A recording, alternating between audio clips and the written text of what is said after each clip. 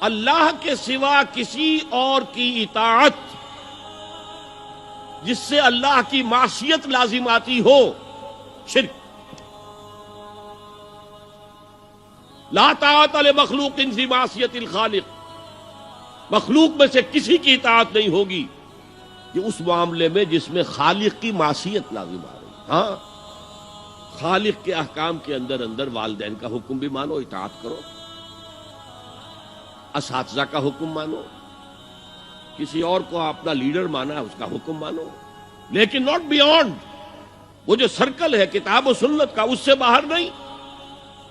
لا طاعت لمخلوق فی معصیت الخالق، یہ آپ الجبرے کے فارمولے کے طور پر اپنے سامنے رکھیے۔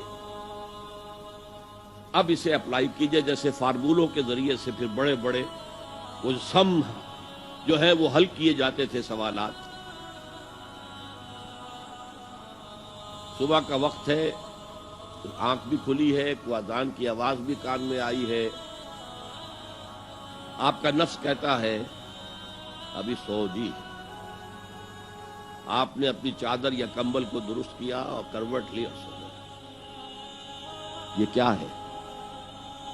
آپ نے کس کا حکم پیچھے پھینکا اور کس کا حکم مانا؟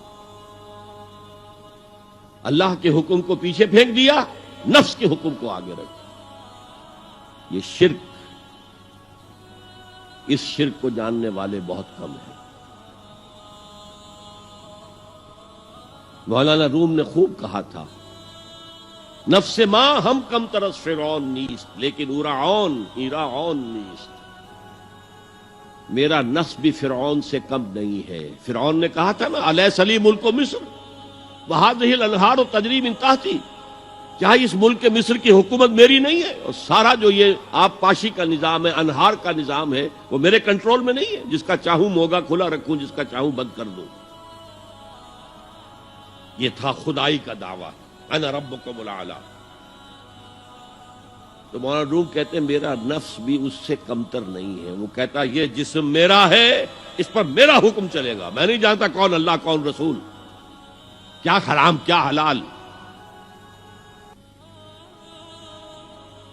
تو فرعون سے کم تو نہیں ہے میرا نفس، لیکن اورعون اس کی بہت مدد تھی، فوج تھی، لاؤ لشکر تھا، تو اس نے زبان سے بھی کہہ دیا کھل کر انا ربکم الاعلی۔ میں مسکین ہوں، غریب ہوں، میرے پاس کوئی طاقت نہیں ہے، میں زبان سے تو کچھ نہیں کہہ سکتا، اندر سے میرا نفس یہی کہتا۔ یہ نفس کی حکومت قرآن کہتا ہے، میں حیران ہوتا ہوں، دو جگہ یہ مضمون آیا ہے، ارأیت من اتخذ الہہ ہواہ افانت تکون علیہ وکیلا۔ اے نبی تم نے دیکھا اس شخص کو، اس کے حال پر غور کیا جس نے اپنی خواہش نفس کو اپنا الہ بنا لیا ہے۔ اللہ اکبر، الہ، لا الہ الا اللہ، کلمہ توحید کا مرکزی لفظ یہاں آ رہا ہے، من اتخذ الہہ ہواہ، جس نے اپنی خواہش نفس کو اپنا معبود بنا لیا، الہ بنا لیا۔ افانت تکون علیہ وکیلا، کیا آپ ایسے شخص کی کوئی ذمہ داری لے سکتے ہیں؟ سود حرام ہوا کرے جی، حرام ورام، ہمارا دھندا جو ہے وہ آگے بڑھ نہیں سکتا، تو اللہ کے حکم کو پیچھے ڈالا، نفس کے تقاضے کو آگے رکھا۔ کون معبود ہے آپ کا؟ نام عبداللہ رکھیے، نام عبد الرحمن رکھیے، ہے عبد النفس، نفس کے بندے، نفس کے غلام۔ یہ میں نے یوں سمجھیے کہ جیسے میں نے ہجرت اور جہاد کی ڈیفینیشنز کی تھی۔ ہجرت کا بیس کیا ہے؟ پوچھا گیا ای الہجرت افضل یا رسول اللہ، اے اللہ کے رسول بتائیے سب سے اعلیٰ ہجرت کون سی ہے، افضل؟ فرمایا ان تہجر ما کرہ ربک، ہر اس چیز کو چھوڑ دو جو تمہارے رب کو پسند نہیں۔ آج رات ہی سے آپ ہجرت شروع کر سکتے ہیں۔ جائزہ لیجئے کیا کیا چیزیں میری زندگی میں خلاف شریعت ہے، تو اللہ کو ناپسند ہے، فیصلہ کیجئے کہ آج کے بعد نہیں ہوگی، ہجرت شروع ہو گئی، افضل الہجرہ، سب سے افضل ہجرت شروع ہو گئی۔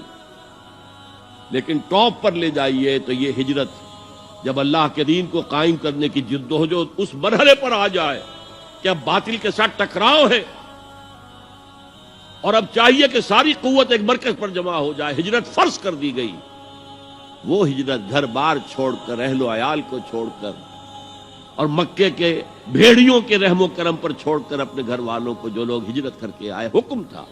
ہجرت مدینہ فرض تھی، ہجرت حبشہ فرض نہیں تھی، صرف اجازت تھی کہ جن سے سختیاں نہیں جھیلی جا رہی مزید وہ چلے جائیں۔